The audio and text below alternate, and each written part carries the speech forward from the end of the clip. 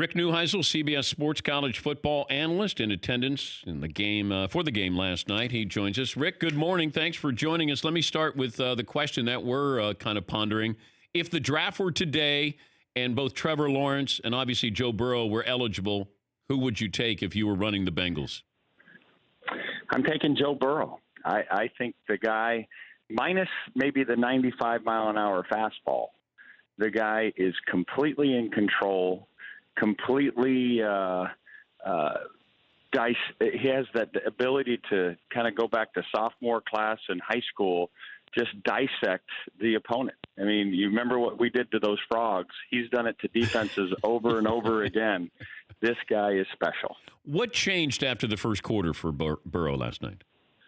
Well, Brent Venables, give him a lot of credit. He was going to play very, very tight in those underneath zones. Very aggressive man. When they were in zone, even playing man in zone kind of concepts, catch concepts down there, making it very difficult to throw the easy throws that had been so, the usual for Joe Burrow. So they had to go down the field, and that 52-yard pass to Chase broke things open. At the start of the second half, they had 3 cover zero plays, and 2 of them resulted in sacks. The other almost a near pick, and then they went back down the field again. So once Burrow and that brain trust on their offensive staff realized how competitive they were going to be in those underneath zones, they started going down the field, and the rest, as they say, is history. Well, we talked to you a couple of weeks ago, and you compared Joe Burrow, I think, a more athletic Tom Brady. What kind of reaction did you get after you said that? Oh, I had a bunch of folks saying to me that that's nuts, that's crazy, but it's amazing how things come around, Dan. You still stand by that? I still absolutely stand by that. This guy, he has the perfect complement of weapons. He's got all the different abilities that we look for in terms of pocket presence, the ability to move in the pocket, extend plays. His accuracy is unquestioned, his anticipation skills. But he also has a dad that's a defensive coordinator that sits there and, has taught him all the tells. It's as if he's always in a poker game that knows everybody's cards. And his ability to manipulate the secondary, get what he wants, and then throw accurately is off the charts. How do you think Joe Burrow's season is going to be remembered in NCAA history? Oh, it's one of the all-time greats. Everybody's going to, wonder who can have the Burrow effect. This guy was 16 touchdown passes and 10 interceptions a year ago. He just threw 60 touchdown passes.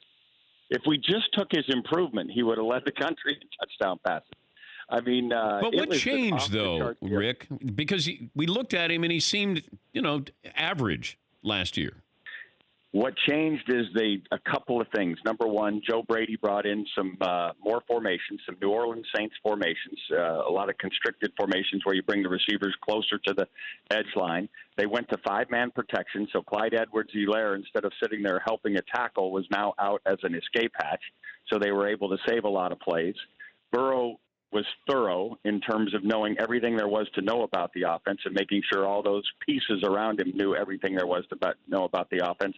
And maybe most importantly, they gave him the keys to the car. He was allowed to manipulate the protections. When he saw things, he was allowed to change from run to pass or pass to run. He was given the keys to the car and allowed to make it go. And that, to me, is going to be the key at the next level. This guy is really, really intelligent. And if you give him some autonomy at the line of scrimmage, you're going to be happy with the results. He's Rick Neuheisel, CBS Sports college football analyst, and, of course, former college coach. The helmet-to-helmet hit, there should be gray area with this. It feels like it's black or white, and then, you're going to send somebody out of a national title game. What is intentional targeting? What is accidental targeting? And should there be a discrepancy between the two? You have hit the nail on the head. We have to go as soccer does with the red flag and the yellow flag, or red card and the yellow card. You have to do it because Skalski in this game shouldn't have been ejected by anybody's accounts. That's just hard playing football. We all understand by letter of the law what happened. Sean Wade in the Ohio State-Clemson game shouldn't have been ejected. Those kids are playing hard. They're making good football plays. Certainly we can continue to teach fundamentals and keeping your head up, but there has to be a grade of targeting. If you need to throw a flag and you need to, march off 15 yards, so be it, so that we continue to teach the proper fundamentals about keeping your eyes up. But to walk those guys out of a stadium in that kind of setting, given the way they are playing and what they meant to their respective teams, is ridiculous. More likely to be back in the national title game next year between these two programs? Oh, Clemson. Miles Brennan, the backup quarterback at LSU, and now the heir apparent, has got some big shoes to fill. And Trevor Lawrence, now tasting defeat for the first time. He was 25-0 going into the game last night, is going to have a great offseason. He'll be motivated. They'll keep working with him. That was just a footwork issue last night. He was a little uncomfortable in the pocket. The ball was sailing on him, but he's got all the skills to be the first pick a year from now. Why was Nick Saban there? Aside from the obvious that he got hired by ESPN, but would you want to be there if you're Nick Saban and you're not playing in the national title game? You didn't even get into the Final Four? It's an interesting question.